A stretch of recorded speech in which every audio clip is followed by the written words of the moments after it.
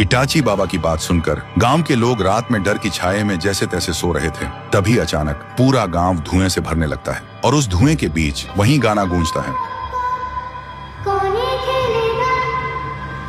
और धुएं के अंदर से बाहर आती है गुड़िया। बाहर निकलते ही गुड़िया जोर जोर से हंसने लगती है। उसकी हंसी की गूंज सुनते ही पूरा गांव जाग जाता है और सब लोग डर के मारे चीखते हुए इधर उधर भागने लगते हैं। तभी इटाची बाबा गुड़िया के सामने आता है और चीख कर बोलता है, चली जा यहाँ से, नहीं तो ये तेरा आखिरी रात होगा। गुड़िया हंसती है और कहती है, दम है तो रोक के दिखा, और बड़ी होने लगती है।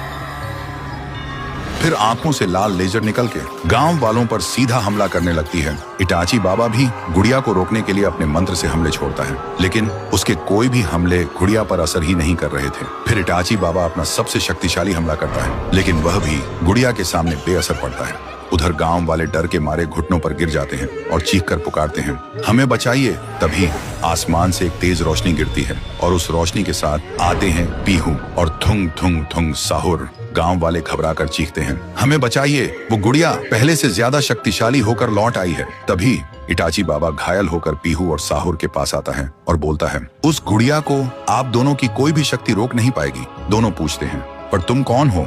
इटाची बाबा कहता है, अभी यह सब का टाइम नहीं है। पीहू चौंक कर पूछती है, तो फिर हम क्या करें? इटाची बाबा कहता है, उसे मिटाने के लिए हमें वहीं जाना होगा जहाँ से उसका जन्म हुआ था। साहुर गुस्से से बोलता है, बताओ कहाँ जाना है? इटाची दोनों की आंखों में देखकर बोलता है, आप लोग गुड़िया को उलझा के रखिए, मैं वहां जा रहा हूँ। फिर इटाची बाबा मंत्रों से एक पोर्टल खोलता है और पोर्टल के अंदर चले जाते हैं। फिर पीहू गुड़िया को रोकने के लिए आंखों से आग छोड़ती है, लेकिन गुड़िया को कुछ भी नहीं होता। साहुर भी गुस्से से गुड़िया को बीच से फाड़ देता है, लेकिन गुड़िया तुरंत खुद ब खुद जुड़ जाती है और हंसने लगती है। उधर इटाची बाबा आह्वान मंडल को मिटाने के लिए मंत्र करता है, लेकिन मंडल मिटने के बाद भी खुद ब खुद वापस बन जा रहा है। फिर इटाची को समझ आता है, ये काला जादू और बुरे खून से बना है, अब इसे मिटाने के लिए अच्छा खून चाहिए। फिर इटाची बाबा आह्वान मंडल के बीच खड़े होकर मंत्र करने लगते हैं। तभी उसका पूरा शरीर अचानक फट जाता है और उसका लहू पूरा मंडल ढक देता है और पल भर में ही आह्वान मंडल मिट जाता है। इधर गुड़िया चीखने लगती है और छोटी होने लगती है और देखते ही देखते धूल बनकर हमेशा के लिए मिट जाती है। पीहू और साहुर की आंखों में आंसू आ जाते हैं, क्योंकि उन्हें समझ आ गया था इटाची बाबा ने गांव को बचाने के लिए खुद को कुर्बान कर दिया।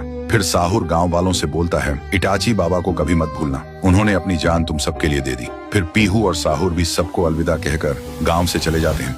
कुछ साल बाद गांव वालों ने इटाची बाबा की याद में एक बड़ी सी मूर्ति गांव के बीचों बीच खड़ी कर दी, क्योंकि गुड़िया को मिटाने के बाद शांतिपुर फिर से पहले जैसा सुकून भरा गांव बन गया था।